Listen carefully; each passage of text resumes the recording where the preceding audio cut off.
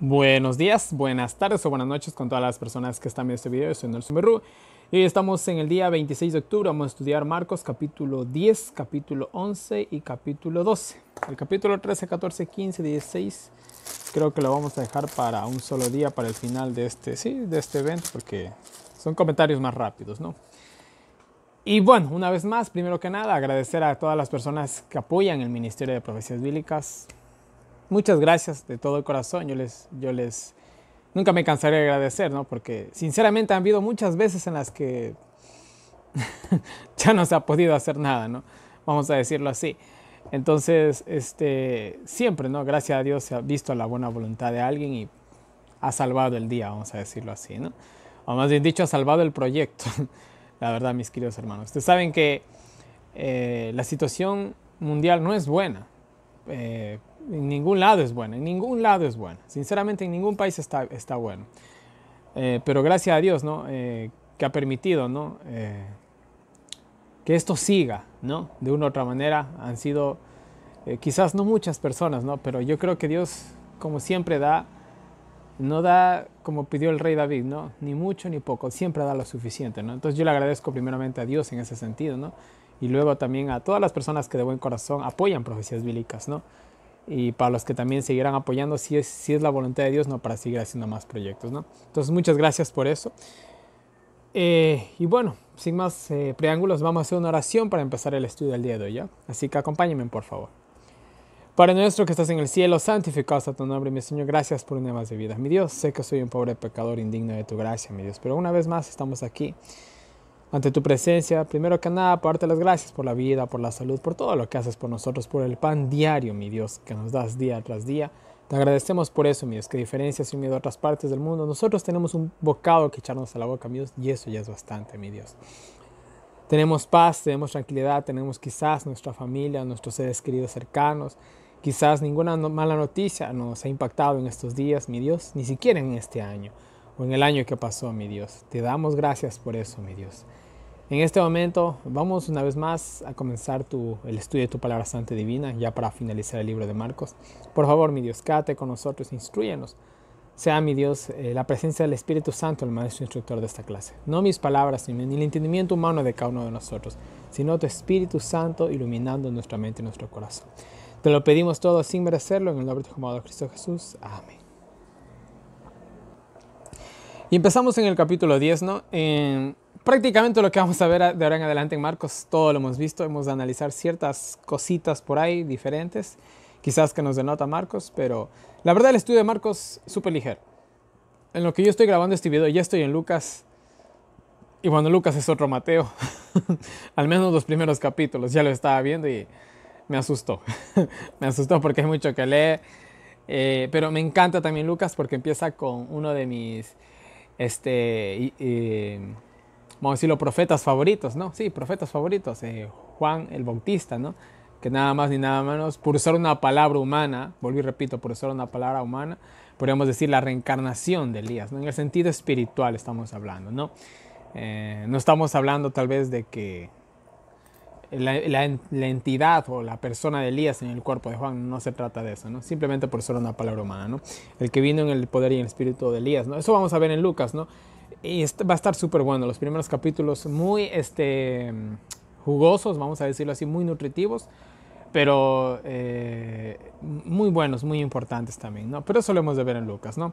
Ahorita vamos a terminar con Marcos, parece ser que va a ser un estudio bastante rápido, al fin tenemos comentarios del Espíritu de Profecía, al menos en el capítulo 10 y en el capítulo 12.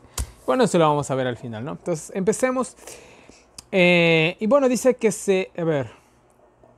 bueno, Jesús dice que se levantó y se fue a Judea, al otro lado del Jordán, ¿no? Y bueno, dice que el pueblo se juntó y le enseñaba, ¿no? Bueno, vemos a Jesús, ¿no? Siempre enseñando, siempre, ¿no? Siempre tratando de hacer la obra de Dios. Jesús sí, se basaba también mucho, hizo muchos milagros, pero siempre su énfasis, ¿qué cosa fue? Enseñar la palabra de Dios. Y nosotros y nuestra iglesia puede hacer muchos eventos, muchas cosas buenas, está bien, pero el énfasis siempre tiene que ser ¿qué cosa? Como la orden que dio Jesús a sus discípulos, ¿no? Sus últimas palabras, ¿no? Id y enseñad, ¿no? A todas las naciones, ¿no? Entonces, ese siempre va a ser nuestro objetivo. Vamos a hacer muchas cosas buenas, sí, Pero no es lo principal ¿qué cosa? Es decir la verdad, ¿no? Y bueno, nosotros tenemos una verdad presente, eso lo hemos de topar en Apocalipsis, cuando llegamos al mensaje de los tres ángeles, lo cual yo me imagino que va a ser un estudio extremo, pero bueno, esperemos llegar con vida hasta ahí. Pero sigamos, ¿no? Entonces, bueno, los fariseos vinieron, le preguntaron acerca del divorcio, lo que mandó Moisés, ¿no? Que se podía uno divorciar por cualquier cosa, por lo general. Las mujeres no podían pedir divorcio. Los hombres eran prácticamente lo que les permitía, ¿no? Pero acuérdense que por cualquier cosa se podía repudiar a una mujer, porque la mujer, no sé, no le hizo caso, divorcio, o porque la mujer le vio feo, divorcio. Entonces ese no era el plan, o sea, se había tergiversado. Lo único que Dios permitió fue por infidelidad. Ellos habían tergiversado un poco las enseñanzas y prácticamente en la época de Jesús uno se podía divorciar porque quería divorciarse y punto. Entonces no era algo que estaba, ¿no? Les recuerda, ¿no? Que al principio no fue así. La idea era que el matrimonio dure para siempre, ¿no? Pero bueno. Y bueno, ahí se citan los versículos que ya hemos analizado, que incluso ya vimos eso en Génesis, ¿no? Serán una sola carne, bueno, etcétera, etcétera, ¿no? Y dice algo importante, lo que Dios unió no lo puede separar el hombre. Fin de la historia, mis queridos hermanos. Entonces, para los que son, casi digo somos, para los que son casados, ¿no?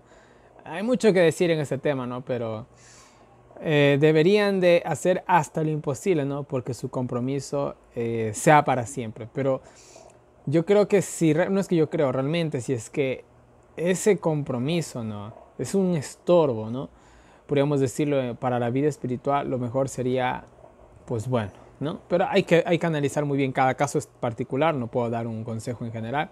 Entonces habría que ver la particularidad de cada caso para llegar a tomar una decisión. Entonces no es algo que yo me voy a poner a hablar aquí ahorita, ¿no? Bueno, entonces sigamos. Entonces sus discípulos no habían comprendido de todo el tema, le preguntaron en casa exactamente a qué se refería exactamente, ¿no? Entonces Jesús le dice, miren, el que se divorcia por cualquier excusa absurda, comete adulterio, le está diciendo, ¿no? Porque no se divorció por algo que podríamos decir legítimo, ¿no? Entonces, ahí está, ¿no? Entonces yo creo que la infidelidad, yo creo que solo bajo la infidelidad se puede uno llegar a divorciar. ¿Por qué? Porque yo creo que cualquier problema se puede soportar en el hogar, se puede superar en un hogar, se puede superar, ¿no? Pero yo de manera personal, ¿no? Una infidelidad no la perdono yo porque yo no puedo ya confiar en esa persona. Entonces yo quiero tener la seguridad, ¿no? De que mientras yo esté trabajando, esté haciendo ciertas cosas, ella me va a ser fiel, ¿no? Me va a respetar y ella de igual manera a mí, obviamente. Pero si en esa relación se perdió eso, o sea, no puedes dormir en paz, no hay otra mejor manera de decirlo, ¿no? Entonces ya no es lo mismo, ¿no? Entonces es lo que yo de manera personal interpreto, ¿no? Esta cuestión de la infidelidad, ¿no? Y lo digo porque lastimosamente me han traicionado, entonces ha sido cuando se ha acabado todo, ¿no? Y por más incluso que quizás quiso esta persona, ¿no? Volver conmigo, ya no es lo mismo. Para mí ya no es lo mismo, porque hay eso, ¿no? Hay eso de que, ¿y será que alguna vez, otra vez? No, de manera personal al menos yo no, ¿no? Entonces yo creo que por eso es válido el divorcio bajo engaño, ¿no? Pero bueno. Y bueno, cualquiera de las dos partes, ¿no? Que se vuelva a casar, si se divorciaron por alguna excusa vana, cometen adulterio, ¿no? Les explica Jesús esto. Pero bueno, sigamos, ¿no? Esto ya hemos hablado, ¿no? Bueno, dice que le trajeron los niños, también hablamos de esto, ¿no? Los discípulos dice que les reprendían, ¿no? Pero Jesús se indignó un poco con los discípulos. Bueno, al fin y al cabo los discípulos parece que no entendían exactamente, ¿no? Les dijo, dejen que vengan, ¿no? Pues de ellos es el reino de los cielos, ¿no? ¿Por qué? Porque los niños, miren, los niños son sencillos, ¿no? Los niños son confiados y sobre todo los niños saben amar y perdonar también. Y bueno, las cualidades de un niño aquí podríamos enumerarlas, son infinitas, yo podría decir en el buen sentido de la palabra, porque tienen muchas cualidades, ¿no? Entonces Dios nos manda a ser como niños, ¿no? En el buen sentido de la palabra, ¿no? Es lo que nosotros debemos de aprender a hacer. Por ejemplo, si tomamos un ejemplo muy práctico de los niños, ¿no? Los niños cogen, yo por ejemplo cuando era niño me acuerdo, yo tenía mi hermano menor que somos casi de la misma edad, ¿no? Y nos caíamos a puñetes, nos dábamos unas puñetizas, me acuerdo. Venía mi mamá o mi papá, a veces nos reprendía o nos castigaba. Y ya al ratito estábamos jugando de nuevo, ¿no? Así son los niños, ¿no? Uno puede coger y caerse a golpes con su hermano o su hermana, ¿no? Pero al rato de nuevo estás ahí, ¿no? Eso de bonito tienen los niños, ¿no? Y bueno, solo por enumerar uno de muchas cosas que podemos rescatar de ellos, ¿no? Pero en fin. Entonces, miren, el que no acoge el reino de los cielos como un niño, no entrará en él. Con esa ilusión, con ese amor, con esas ganas, ¿no? Es como cuando tú le coges a un niño y le das un regalo bonito, ¿no? Que tal vez él deseaba. ¿Cómo es esa alegría, ese gozo? Incluso cuando uno es niño y le dan algo que a uno le gusta, uno hasta duerme con ese juguete, ¿no? En ese sentido, si nosotros no acogemos con ese amor, con esa ternura el reino de los cielos, con ese afán, con esas ganas, con esa ilusión, no vamos a poder entrar en él. Prácticamente lo que está tratando de decir Jesús, ¿no? Bueno, dice que los tomó, los bendijo y bueno, etcétera, etcétera, ¿no? Bueno, dice que vino corriendo uno, se arrodilló ante Jesús y le dijo, Maestro, ¿qué haré para tener la vida eterna, no?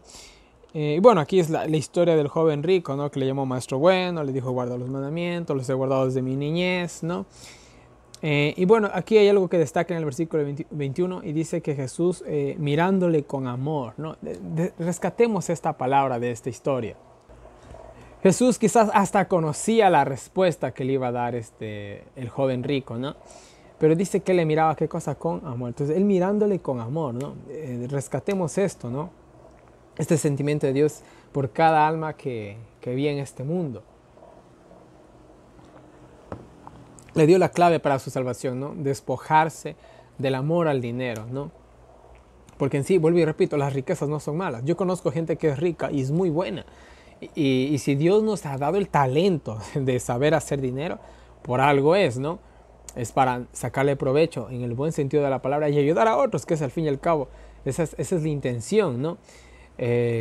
Pero bueno, hay muchos que tienen el talento de hacer dinero, pero muy pocos son también los que tienen el talento de compartir. Pero bueno, esa es otra historia, ¿no? Entonces miren, le dio la clave para su salvación, pero dicen que él se puso muy triste y pues bueno, se fue, ¿no? Entonces Jesús comenzó a hablar acerca de las riquezas, que cuán difícil sería para un rico entrar en el cielo, ¿no? Los apóstoles obviamente se asombraron, ¿no?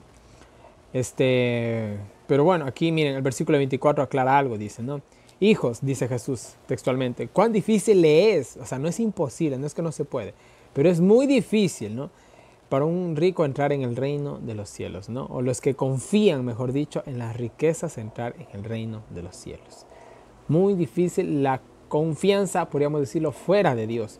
Nosotros para ir al cielo, ¿qué necesitamos? ¿Confiar en quién? Simplemente confiar en Dios plena, ciegamente. No en el dinero, no en mi orgullo, no en mi fuerza, en mi juventud, en mi experiencia. No puedo confiar en nada de eso. Yo lo que tengo que confiar es plenamente en Dios para poder ser salvo, ¿no? Y los discípulos, ¿no? Bueno, aquí hace la comparación del camello, que es más fácil que un camello entre por el ojo de una aguja que un rico en el reino de los cielos.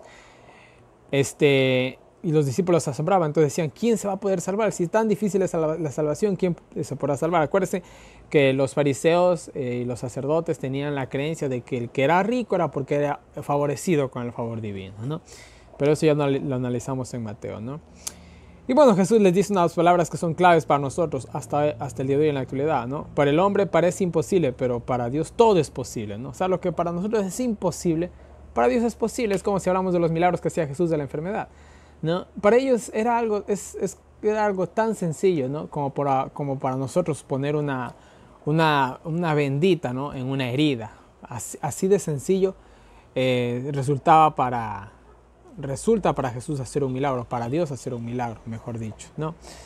Entonces, eso, mis queridos hermanos, ¿no? Pero bueno, vamos a seguir por acá. Y bueno, los apóstoles dijeron algo, ¿no? Mira, Señor, bueno, siempre encabezando Pedro, ¿no? Como el más osado de todos, ¿no? Le dijo, mira, hemos dejado todo por ti. Y Jesús le dice lo siguiente, de cierto te digo que ninguno hay que haya dejado casa, hermanos, madre, esposa, hijos, tierras, posesiones, ¿no? Por causa del evangelio, por causa de mi nombre, ¿no? que no haya de recibir 100 tantos más por usar una palabra. Podríamos nosotros decir 1.000.000 de tantos más, ¿no? Es una palabra más común para nosotros que para ellos la palabra 100. Recibir 1.000.000 de cosas más, ¿no? Ya, en el mundo venidero, ¿no? Entonces, pero bueno, muchos serán primeros, muchos primeros serán postreros o últimos, y muchos últimos serán primeros, ¿no? Entonces, la recompensa divina, ¿no? Y ese es el único consuelo, ¿no? ¿Cuántos de nosotros no tenemos sueños? Bueno, metas, ambiciones, ¿no? Anhelos. ¿Y cuántas veces nos ha tocado renunciar a todo eso, ¿no? Por seguir a Dios. Entonces, miren, bueno, es para pensar, ¿no? Pero miren, aquí el lenguaje es tan fuerte, ¿no? Yo no soy padre, ¿no?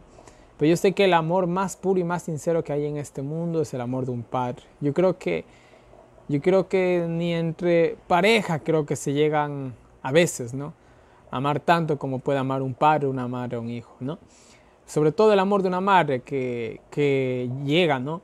A tener a su hijo, a su hija dentro de su vientre. O sea, yo creo que eso no, nadie puede entender eso, solamente una mujer que haya sido madre. Entonces, mis queridos hermanos, aún quizás a muchos les llegue a tocar hacer eso, dejar al fruto de sus entrañas por el reino de los cielos. ¿Estamos preparados para eso? Bueno, sigamos, ¿no? Queda una pregunta ahí en el aire para reflexionar simplemente.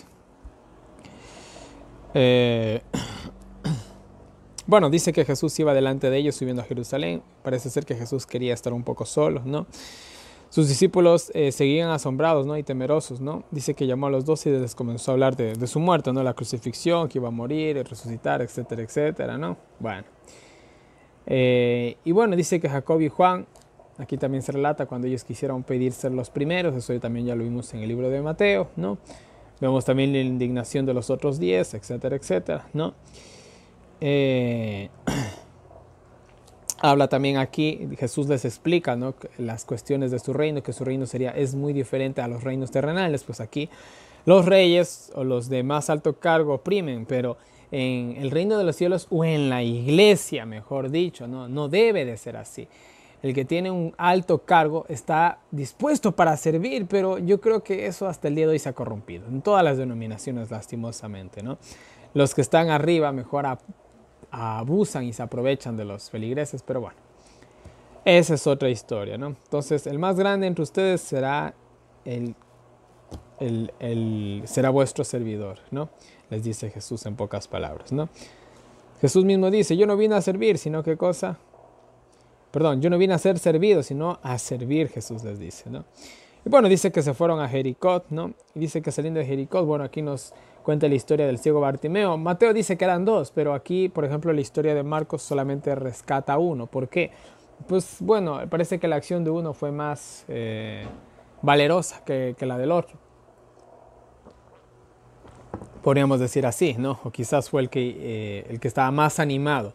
Podríamos también llegar a concluir eso. No significa que el otro no haya tenido fe, sí la de haber tenido, pero su historia tal vez no es tan conmemorable como la de Bartimeo, ¿no? Y bueno, ya, entonces estos cieguitos, ¿no? Que gritaban, la gente los mandó a reprenderlos, después cogieron. Jesús los mandó a llamar, ¿no? Viendo la insistencia de ellos, ¿no? Entonces, miren, me encanta esta historia, ¿no? Porque nosotros tenemos que buscar así a Dios a gritos, de manera desesperada. Para estos hombres que eran ciegos, Jesús iba a pasar una sola vez en su vida. Y yo no sé cuántos de ustedes han tenido una sola oportunidad en la vida. No sé cuántos de ustedes. Pero yo me imagino que si alguna vez hemos tenido una oportunidad en la vida, la hemos aprovechado al máximo, ¿no? Le hemos sacado el máximo provecho, ¿no? Y en este caso, en el sentido espiritual, imagínense estar ciego. Pasa un hombre que puede recuperarte la vista. Oye, yo me desespero, yo no sé ni qué haría, ¿no? Yo creo que comenzar hasta a lanzar piedras al aire para ver si así llamo la atención de alguien que le caiga una piedra en la cabeza, ¿no? Pero la cosa es que era desesperada para estos hombres. Y bueno, ya sabemos el milagro. Jesús le dice, ¿qué quieres que te haga? Él obviamente le dice que quería recuperar la vista, ¿no? Y Jesús le dice, vete, tu fe te ha salvado, ¿no? La fe de este hombre era tan grande que Jesús parece ser que ni siquiera le tocó, ¿no? Simplemente le dio la orden, ¿no? Entonces, esta es la historia, ¿no? De Bartimeo, ¿no? Y el comentario del Espíritu de Profecía justamente nos habla de esta historia. Vamos a leerlo para terminar el capítulo 10 de esta manera, ¿no? Y el título nos dice, algunos que tienen ojos nada ven, y nos dice así. El corazón del pecador va tras de aquel que pueda ayudarle solo cuando siente necesidad del Salvador. Y bueno, ¿cuántos de nosotros no somos así? Que solamente cuando ya nos sentimos realmente necesitados vamos a Cristo. Yo creo que todos en ese sentido hemos sido ingratos, ¿no? Cuando Jesús anduvo entre los hombres, los enfermos eran los que necesitaban un médico, los pobres, los afligidos y los angustiados. Los seguía para recibir la ayuda y el consuelo que no podían encontrar en otra parte. El ciego Bartimeo está esperando a la orilla del camino. Ha esperado mucho para encontrarse con Cristo. Multitudes de personas que van de aquí para allá, pero no desean ver a Jesús. Una mirada de fe tocaría el corazón de amor de Cristo y les traería las bendiciones de su gracia.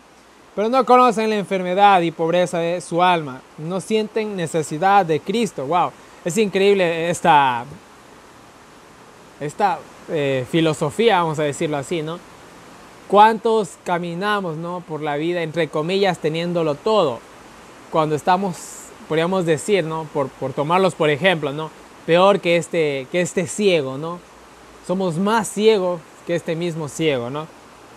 Hablo en el sentido espiritual, ¿no? No sucede así con el pobre ciego. Su única esperanza está en Jesús. Mientras espera y vigila, oye los pasos de muchos pies y pregunta con avidez qué significa este ruido de pisadas. Los circunstantes le contestaron que pasaba Jesús Nazareno. Con el fervor de un intenso deseo clama, Jesús, hijo de David, ten misericordia de mí, incluso reconociéndolo como hijo de Dios, ¿no? Tratan de hacerlo callar, pero clama con más vehemencia. Miren, a pesar de las, podríamos decir, obstáculos y dificultades, este hombre no se rinde, ¿no? Dice que con más fuerza todavía, ¿no? Hijo de David, ten misericordia de mí. Este pedido no es escuchado. Su fe perseverante es recompensada, ¿no? Perdón, este pedido es escuchado. Su fe perseverante es recompensada. No solo se restaura la vista física, sino que son abiertos los ojos de su entendimiento y ven en Cristo a su Redentor. Y el sol de justicia brilla en su alma. Todos los que sienten necesidad de Cristo como la sintió el ciego Bartimeo y tengan tanto fervor y tanta determinación como él tuvo, recibirán como él la bendición que anhelan, ¿no? Amén por eso, ¿no? Los afligidos, los dolientes que buscan a Cristo con su ayudador, quedaban encantados con la perfección divina, con la belleza de la santidad que resplandecía en su carácter. Pero los fariseos no lo deseaban, porque no podían ver su belleza. Su vestido sencillo y su vida humilde, desprovista de ostentación externa, hacían que fuera para ellos como raíz de tierra seca, ¿no? Increíble, ¿no? Los que veían no lo podían ver, y los que no veían lo podían ver con los ojos del Espíritu, ¿no? Y bueno, vamos al capítulo 11. Ya parece que escampó un poco, estaba lloviendo un poco fuerte por aquí, pero bueno. Seguimos, ¿no? Y bueno, aquí ya vamos para prácticamente entrar en la etapa final de la vida de Cristo. Sí, ya la etapa final totalmente. Terminamos el libro de Marcos. Y bueno, el capítulo 11 comienza así, ¿no? Dice que cuando llegaron, dice, al monte de los olivos, envió, dice, a 2 de sus discípulos, ¿no? Bueno, aquí es justamente, habla de la entrada triunfal, mandó a ver el burrito ¿no? Que para nosotros tal vez es raro montarse en un burro, para nuestra cultura. Pero acá en Jerusalén era algo normal, es un animal muy común. Incluso los reyes utilizaban burritos, al menos en la cultura de ellos, ¿no? Y bueno, ya saben, ¿no? El milagro, el burrito era prestado, fueron allá, bueno, etcétera, etcétera, hallaron el pollino. Les preguntaron por qué se lo estaba llevando el pollino. Ellos dijeron, el Señor lo necesita. Parece ser que estas personas conocían a Jesús, ¿no? Bueno, los discípulos pusieron los mantos sobre el burrito. Sobre él se sentó Jesús. Entró, la gente le tendía ramas, mantos, etcétera, etcétera, ¿no? Y decían, sálvanos, sálvanos, ¿no? O también, Hosana. Es una manera de decir sálvame, sálvame o sálvanos. Bendito el que viene en el nombre del Señor, ¿no? Aquí prácticamente un reconocimiento de Jesús como el Salvador o Mesías, príncipe que tanto esperaban, ¿no? Prácticamente lo reconocieron aquí, ¿no? Y como ya hemos hablado, ya está en el momento épico, en el clímax de su ministerio. Era necesario que toda la mayor cantidad de personas supieran quién era él, ¿no? Entonces Jesús por esto permitió también todo esto, ¿no? Entré en el templo, bueno, esto aquí nos da más detalles el libro de Mateo, ¿no? Pero bueno, entró en el templo, ¿no? Hizo lo que hizo, ya sabemos, la limpieza, etcétera, etcétera, ¿no? Después dice que se fue a Betania, ¿no? Bueno, la entrada triunfal fue hasta el templo, ya vimos cómo era todo eso en Mateo, ya no lo analizamos, ¿no? De igual manera, no se olviden de los diagramas que les dejé con toda la cronología del comentario bíblico adventista. No van a encontrar mejor material en todo internet, ¿no? Que las imágenes que les he dispuesto, que vuelvo y repito, no son mías, son del comentario bíblico adventista, pero bueno, ahí está para ustedes, ¿no? Y bueno, dice que ya, bueno, al día siguiente, ¿no? Después de la entrada triunfal, dice que vio una higuera que tenía muchas hojas, obviamente un árbol muy frondoso. Yo creo que toda persona que ve un árbol frondoso dice, oye, ahí hay algo, ¿no? Más que sea por curiosidad se acerca, ¿no? Y esta era la cuestión de Jesús. Jesús parece ser hambre. Los discípulos parece que ya habían comido, porque no se menciona que hayan tenido hambre. Pero Jesús tenía hambre. Ve la higuera y era pura, nosotros decimos pura lámpara, decimos en mi país, o sea, pura, ¿cómo describirlo? Pura pantalla, ¿no? O sea, pura ostentación, puro engaño, ¿ya? Creo que así es mejor manera de decirlo, ¿no? Porque era pura hoja, no había ni un solo fruto. Simplemente estaba engañando, también decimos amagando, ¿no? De que tenía, pero no tenía, ¿no? Y obviamente esto es una clara descripción, ¿no? Del pueblo de Israel, ¿no? Del cual, se veía hermosísimo, tenían el templo, tenían el sacerdocio, pero no tenían fruto. No tenían los frutos del Espíritu, mejor dicho, ¿no? Entonces Jesús la maldice, ¿no? Y bueno, Jesús la maldice, pasa un día y al día siguiente que vuelven a pasar, pues ven de nuevo a la higuera y pues bueno, estaba marchita, ¿no? En un solo día se había marchitado. Jesús la maldijo por siempre, ¿no? Que nunca más coma nadie fruto de ti por siempre, ¿no? Y eso prácticamente fue la sentencia también que se hizo contra el pueblo, contra el templo, contra los líderes, etcétera, etcétera, ¿no? Bueno, Jesús una vez más entra en el templo, ¿no? Bueno, aquí hace la limpieza, ¿no? Perdón, yo estaba confundiendo los eventos. Ahora hace la limpieza. Primero fue la entrada triunfal, después lo de la higuera y ahora hace la limpieza, ¿no? Y bueno, dice que no dejaba que nadie llevase lleve o entre mercadería en el templo para vender, ¿no? En ese sentido hablamos de las palomas, de las cabritas, etcétera, etcétera, ¿no? Pues no era lugar para vender eso, ¿no? Bueno, mi casa será llamada casa de oración, pero se le han hecho cueva de ladrones, esto ya hablamos en Mateo también. Dice que los fariseos, los escribas, los sacerdotes, ¿no? Querían matarlo, ¿no? Prenderlo, pero por miedo del pueblo dice que no podían hacerlo, ¿no? Pues el pueblo lo admiraba mucho y se asombraba de su doctrina, ¿no? Pues era algo nuevo para ellos, aunque realmente no era algo nuevo. Era simplemente lo que ya estaba escrito, solo que interpretado de la manera correcta, ¿no? Bueno, llegó la noche y salieron de la ciudad, ¿no? Lo describe así rápidamente Marcos, pero nosotros ya vimos estos detalles más a profundo en el libro de Mateo, así que simplemente sigamos, ¿no? Dice que al pasar vieron a la higuera que estaba seca, ¿no? Entonces, bueno, ellos se asombran los discípulos, ¿no? Al ver la higuera secarse tan rápido, ¿no? Entonces Jesús les dijo, tengan fe, ¿no? Pues si ustedes tuvieran fe, ¿no? Como un grano de mostaza, podrían decir a este monte, quítate, échate en el mar y no,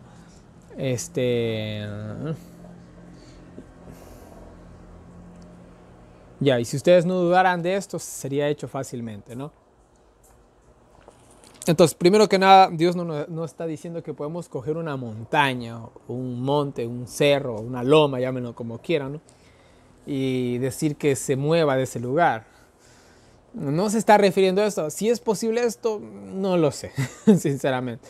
pero con la palabra se creó el universo. Eso ya vamos a analizarlo en Juan, ¿no? El verbo se hizo carne y vamos a analizar un poco el poder de la palabra. Pero bueno, no creo que no se está refiriendo a esto, mejor dicho, aunque no sé si es imposible hacer esto, pero eso lo analizaremos mejor en Juan. Pero sea como sea, Jesús se refiere a las dificultades, ¿no? ¿Qué significa? Que vamos a decir a las dificultades, vete dificultad de aquí, la dificultad se va a ir. No está refiriéndose a eso tampoco.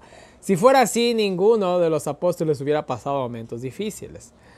Jesús nos está dando prácticamente el consuelo para librarnos de este tipo de cosas. Esa es prácticamente la idea que está haciendo Jesús.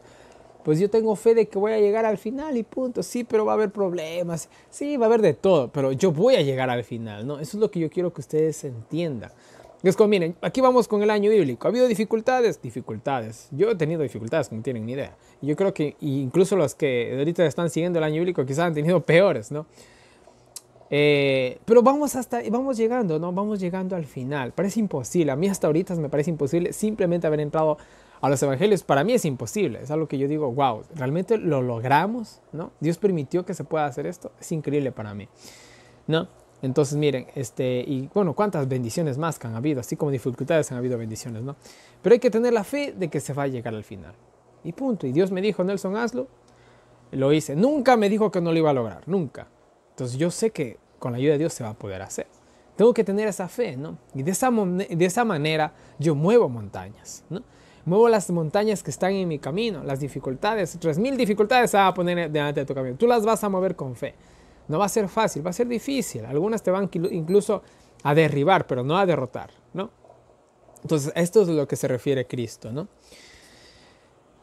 Lo que pidan en oración, con fe lo recibirán. Incluso Mateo dice, si dos de ustedes se pusieran de acuerdo, ¿no? Eso también ya lo analizamos, ¿no?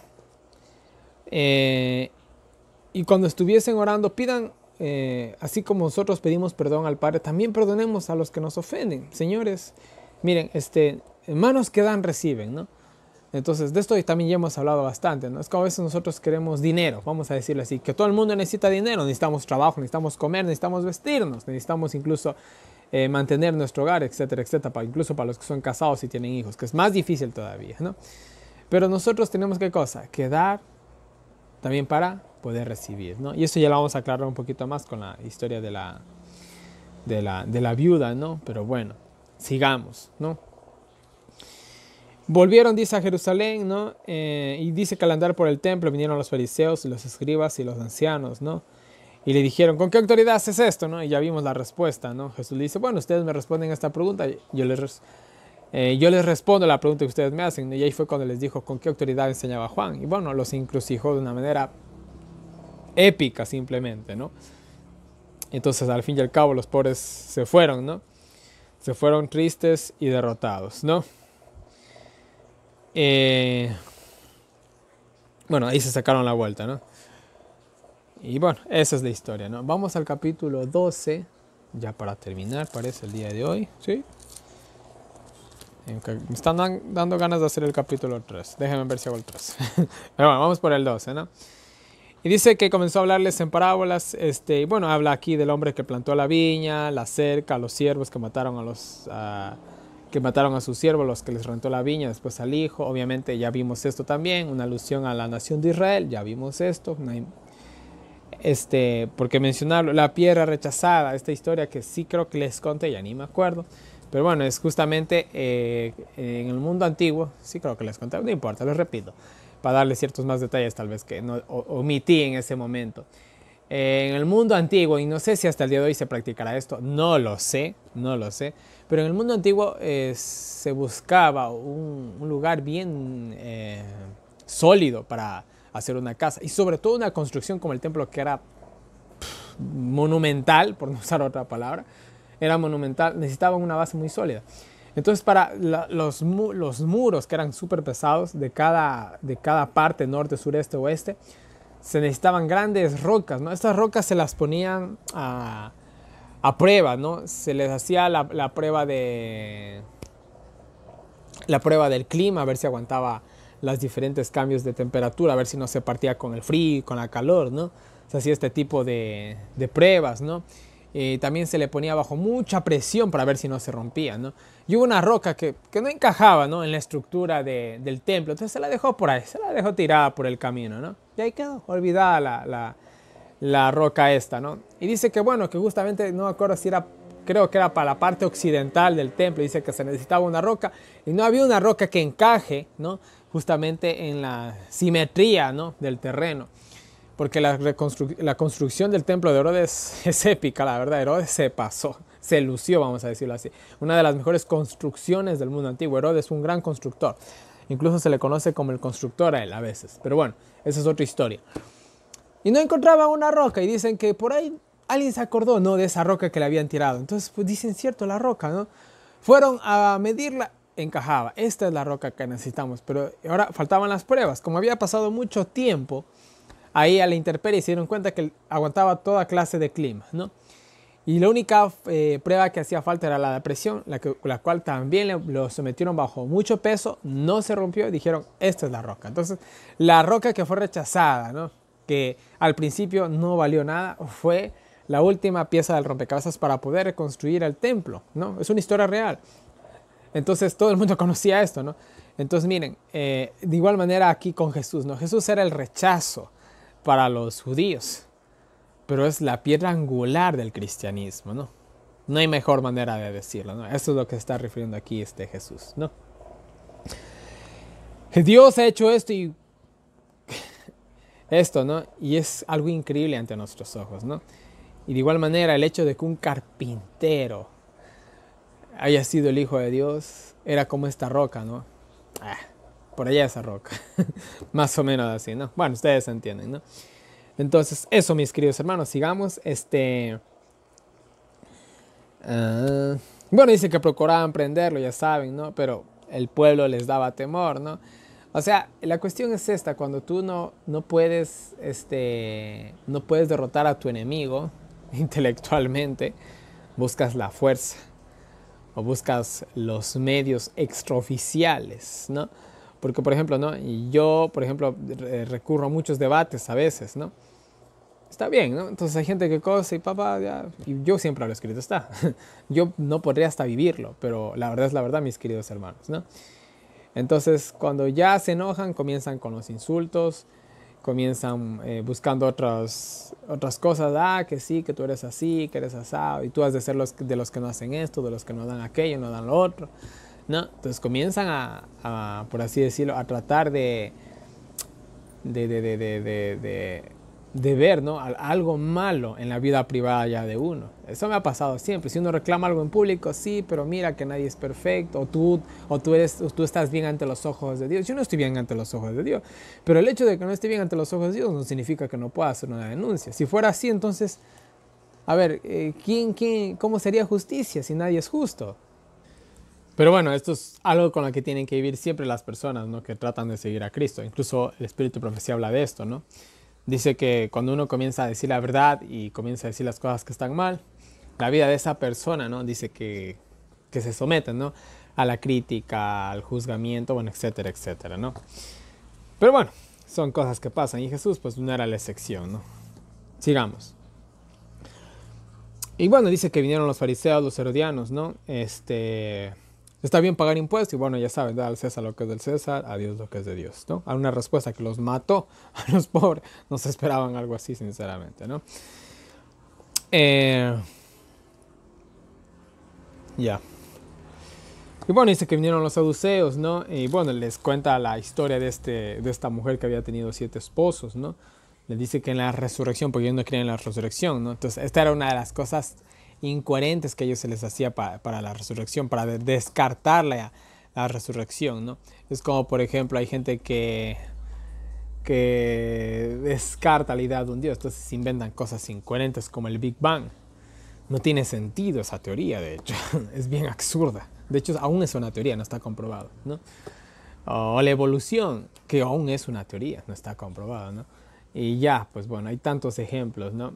El simple hecho, ¿no? Miren, por ejemplo, algo tan sencillo como este lápiz, ¿no? Esto no puede salir de la nada. Y esto no es ni un 1%, hablando en el sentido de complejidad, para lo que es el ser humano. Esto no es ni el 1% en complejidad para lo que es el ser humano. El ser humano es, yo podría decir que, aunque no lo entendamos muy bien, ¿no? Es una especie de hazaña. Crear un robot, un cyborg o un androide, llámenlo como quieran, no lo sé, con las con capacidades humanas es más fácil que crear un ser biológico, ¿no? Como nosotros. Es más fácil crear un robot con las capacidades humanas que un ser biológico como nosotros, ¿no? Entonces, o sea, nosotros estamos por encima de eso, ¿no? Si crear un robot así es una cosa maravillosa, imagínense crear un ser vivo a partir de ciertos elementos orgánicos que pueden encontrar en cualquier parte del planeta Tierra, ¿no? Bueno, hay algo detrás simplemente, ¿no?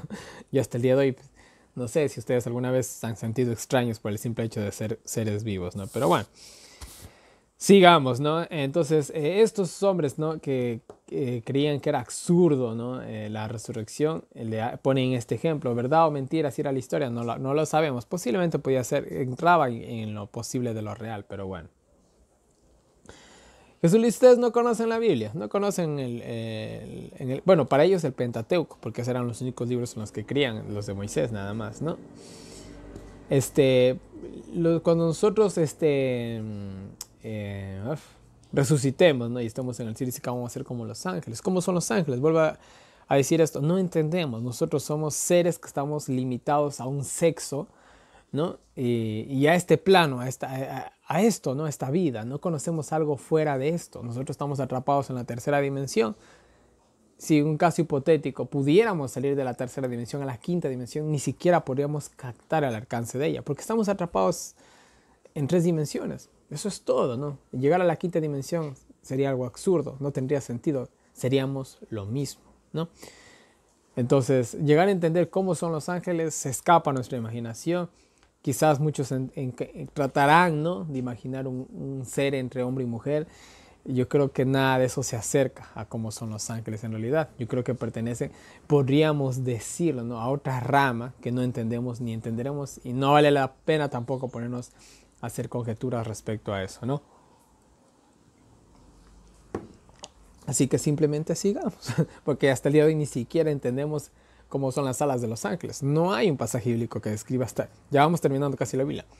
Y no hay un pasaje bíblico que describe exactamente cómo son las alas de un ángel. La única sección que tenemos creo que es en el libro de Zacarías, en el cual se habla de mujeres, de 2 mujeres que tienen alas de cigüeña. Ya, pero no eran ángeles. ¿Cómo son las alas de los ángeles? Ni eso sabemos. Vamos a tratar de entender, por usar una palabra, la sexualidad, por usar una palabra humana, porque en el cielo creo que no hay sexualidad. Vamos a tratar de entender la sexualidad de un ángel que quizás ni tenga eso para definirlo. Es algo vano, así que son cosas que se escapan a la imaginación, quedan ahí y simplemente sigamos nosotros, ¿no? Y bueno, Dios también les dice, os olvidaron cómo Dios se dirigió a Moisés diciéndole, soy el Dios de Abraham, de Isaac y de Jacob. ¿Por qué Dios menciona a ellos 3? Porque aquí Jesús le dice, Dios no es un Dios de muertos, es un Dios de vivos, ¿no? Está hablando a 3 personas que son vivas en el espíritu, vamos a decirlo así, y algún día físicamente en el reino de los cielos, ¿no?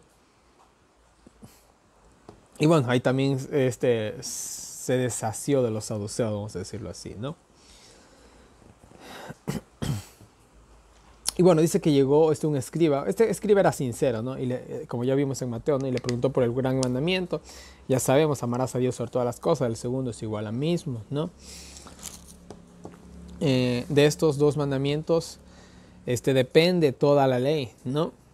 Y listo, eso ya lo analizamos también, ¿no? Entonces, ya. Miren lo que dice el escriba, ¿no? Y el amar, dice, con todo el corazón y con todo el entendimiento y con todo el alma, dice, y con todas las fuerzas, y amar al prójimo como a sí mismo, es más que todos los holocaustos y sacrificios. ¿Qué significa? Que voy a dejar de hacer holocaustos y sacrificios y voy a decir, bueno, yo a mi prójimo y ya no necesito hacer nada, ¿no? Esto es algo que se entiende hasta el día de hoy en la actualidad. Muchos dicen, no, si yo amo a Cristo, dice. Y Dios no está encerrado en una iglesia y yo por eso no voy a la iglesia, ni hago aquello, ni hago ni lo otro. Ni leo la Biblia algunos. Yo lo amo. No, no se refiere a eso. Cuando uno ama a una persona, ¿uno qué procura? A ver, yo Hombres y mujeres, sobre todo los hombres, vemos a una mujer que nos ha cautivado. ¿Qué hacemos? Decimos, yo la amo, con eso soy feliz. Y se va la chica, se casa con otro y la sigues amando. No, eso no funciona así. Te impacta la mujer, te enamoraste a primera vista, como se dice popularmente, ¿no? ¿Qué haces? ¿Simplemente ves cómo se va o cómo se aleja de tu vida? No, comienzas a investigar quién es. Si no sabes quién es, vas y la sigues. Yo no sé, ¿no? Pero tratas de investigar de esta persona, ¿no? Tratas de conocerla, ¿no? Una vez que ya tuviste la presentación, pues bueno, tratas de conquistarla, ves su gusto, le compras regalos, bla, bla, bla, etcétera, etcétera, ¿no? Es lo que se hace, ¿no? Entonces, si llamo a Dios y llamo a mi prójimo, ¿qué hago yo con ellos? Simplemente digo, yo los amo y se van, se pasan por mi vida. No, todo lo contrario, ¿no? Ustedes entendieron muy bien el ejemplo, ¿no? Y bueno, y Jesús le dice algo a este escriba que nunca se identifica quién es, ¿no? Le dice, no estás lejos del reino de Dios, ¿no? Tú tienes un entendimiento y eso te está acercando mucho al reino de Dios, ¿no? Podríamos decir que su comprensión de la palabra de Dios casi lo tenía a salvo, ¿no? Bueno. Y bueno, aquí Jesús sigue con los fariseos, ¿no? ¿Cómo es que Cristo es el hijo de David? Bueno, esto también ya lo vimos, ¿no? Pues David lo llamas mi Señor, ¿no? ¿Cómo puede ser su hijo si a la vez es su Señor, ¿no? Esto obviamente refiriéndose a que los fariseos creían que Dios era una sola persona, ¿no? Y que Jesús no era Dios ni había existido desde el principio, ¿no? Pero aquí obviamente Jesús, Padre, Hijo y Espíritu Santo existen desde el principio. ¿Cómo? No lo sabemos, ¿no? No lo entendemos, ni siquiera creo que entendemos la palabra principio en el sentido básico de la palabra. Para nosotros todo tiene que tener un principio y un final, pero un principio se origina en otro principio. Vuelta al principio de Dios, podríamos decir que no tiene principio. Y hasta ahí llegamos. Hasta ahí llega nuestro entendimiento, mejor dicho, ¿no? Y dejémoslo simplemente ahí. Es algo que nunca vamos a entenderlo. Ni los ángeles entienden, peormente nosotros, ¿no? Entonces, bueno, esto les apela a Jesús, pues ellos creían de que Jesús era un humano más y si es que era el Hijo de Dios, pues había existido desde ese momento y no desde la eternidad. Así que eso simplemente, ¿no? Jesús coge y llama a sus discípulos, cuídense de los escribas, los fariseos, pues ellos en su doctrina, en su forma de ser, ¿no? Ellos anhelaban ser vistos, ¿no? Y halagados, no buscaban las primeras sillas, etcétera, etcétera. Ya vimos eso. Devoran las casas de las viudas, pues ya vimos también eso. De que cogían a las viudas y las prácticamente forzaban o las engatusaban, podríamos decirlo así, ¿no? Para que vendan sus propiedades y las hereden al templo, o que simplemente hereden sus propiedades al templo, ¿no? Y al fin y al cabo ellos cogían y se apoderaban, ¿no? Utilizaban para ellos mismos esas riquezas, ¿no? Y bueno, aquí viene una historia que no le hemos topado hasta ahorita, y dice que él estando sentado Jesús, dice, delante del arca de las ofrendas, ¿no? Esto ya vimos en los libros de Reyes, por ejemplo, se ponía un arca, ¿no? De ofrendas cuando se quería recolectar algo. Y parece que esta costumbre hasta el día de hoy se llevaba para la reconstrucción del templo, para el mantenimiento del templo, etcétera, etcétera. O sea, como sea, había un arca ahí, ¿no? Y dice que miraba cómo el pueblo echaba dinero, ¿no? Todo el mundo echaba dinero, pobres, ricos, y bueno, etcétera, etcétera, gente común, ¿no? Echaban mucho dinero, dice, ¿no? Y dice que vino una viuda pobre, muy pobre, y echó 2 blancas, que es un cuadrante. Esto se podría, una vez yo hice este tema hace años, sacando el valor de un cuadrante. Si no mal recuerdo, verán, el diario aquí en mi país está alrededor de $20. Alrededor de $20. Lo que la viuda echó, más o menos, recordando ese tema que hice siquiera hace unos 10 años atrás, sino, bueno, quizás 8.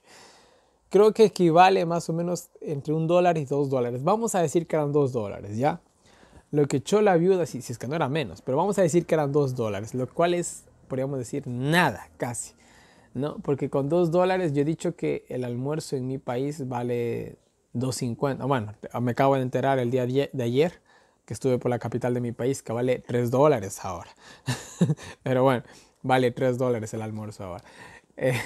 Esta viuda había echado ni para el almuerzo, más bien dicho así, ¿no? $2, vamos a decir que eran $2, para mí que era menos, vamos a decir que era $2. $2 había puesto la viuda, que era disculpen la palabra, una miseria, ¿no? Lo que estaba dando ella, a comparación de lo que daba la otra gente, ¿no? Aclaro, estoy hablando en sentido de comparaciones, ¿no? Jesús la ve, llama la atención, ¿no?, de la viuda y dicen, ella dio más que todos juntos. Y los discípulos que estaban oyendo ahí, como que todos juntos, acaban de traer un quintal, ¿no? De oro quizás, ¿no? Y me dicen que esa viuda que echó $2 dio más que todos. No tiene sentido, ¿no? Porque los demás han dado qué cosa de lo que les sobraba, mas esta en su pobreza echó todo lo que tenía en su sustento, ¿no? Entonces miren, esta viuda, el comentario bíblico adventista dice que puede o pudo haber sido incluso una de las víctimas de los sacerdotes y los fariseos, ¿no? Pues quizás era una de esas pobres viudas a las cuales se les había quitado todas sus propiedades de manera engañosa, ¿no? Dizque consagrándolas para el templo, ¿no? Quizás era esta viuda uno de esos casos, no se sabe. Bueno, entonces miren, esta viuda echó todo, esta viuda prácticamente no tenía ni para comer, ¿no?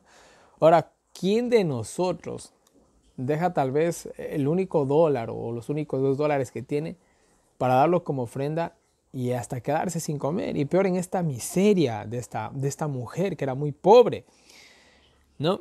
Entonces miren, lo dio todo lo que tenía, ¿no? Mis queridos hermanos, una lección para nosotros. Yo les digo, nosotros damos lo que nos sobra. Verán, no estoy hablando tanto en el sentido económico, que eso es otro tema, ¿no?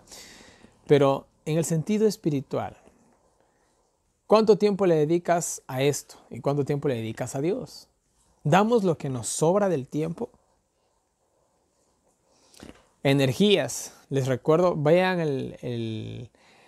la temática que subí de cómo guardar el día sábado. Muchos de nosotros a veces, ¿cómo llegamos al día sábado? ¿Saben cómo llegamos al día sábado? Más muertos que vivos. Lo último que queremos hacer el sábado de la mañana es salir de esa cama. Ya, eso es lo último, porque toda la semana gastamos nuestras energías en diversas cosas. ¿Qué cosa? Que el día sábado llegamos más muertos que vivos. Y al fin y al cabo ese día se convierte en el día del sueño y no en el día del Señor. Entonces, damos nosotros de lo que nos sobra. O sea, es para analizar. Yo no estoy aquí juzgando a nadie conozco. Ni sé quiénes estarán viendo este video.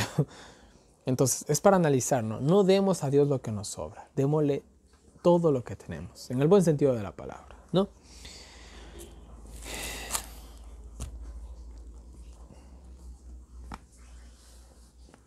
Y bueno, para terminar el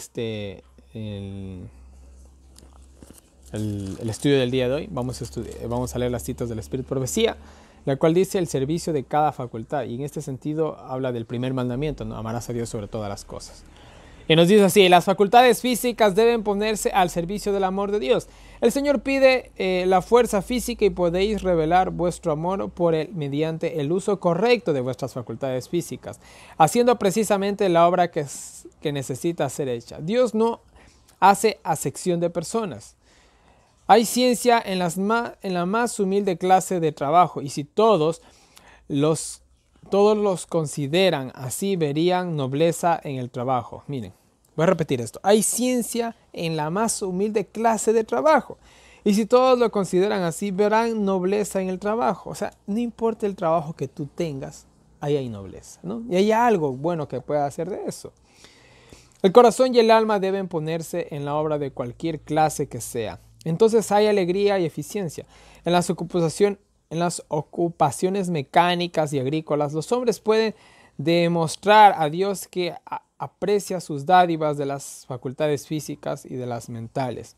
Úsese la capacidad educada para idear mejores métodos de trabajo. Mira, ahí está, ¿no? Aprovechar cada momento, ¿no?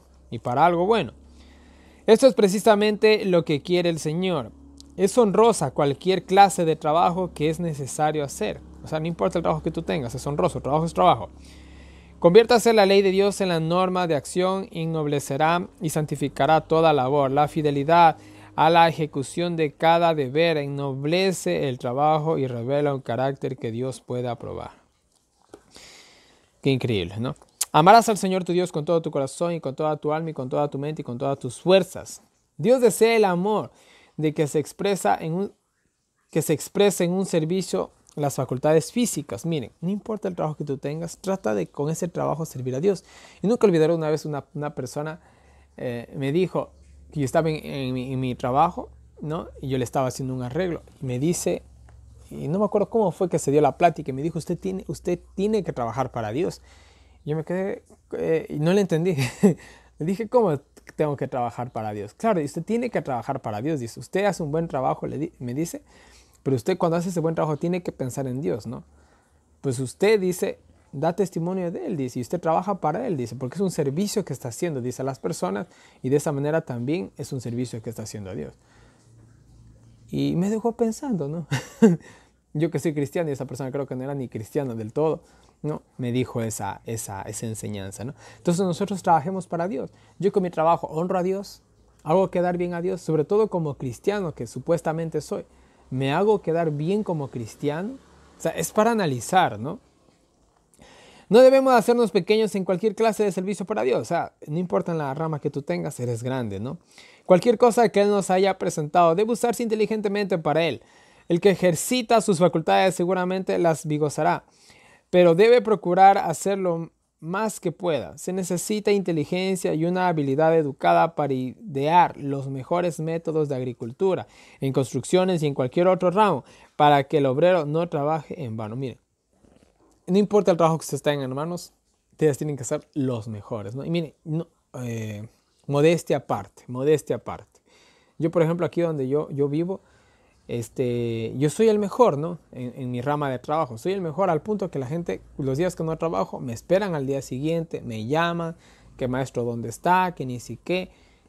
Yo, gracias a eso, ¿no? Entonces, ¿qué dicen la gente? Así son los cristianos. Los cristianos trabajan bien, ¿no? Eso es lo que nosotros siempre deberíamos hacer. En lo que nosotros tengamos, ser el mejor, ¿no? Dar un buen testimonio. Cosa que la gente diga, ¿y porque una vez incluso un señor me dijo, me dijo, ¿usted qué es? Me dijo. Y yo le dije, ¿cómo que es? Sí, usted es raro, me dice, ¿usted qué es?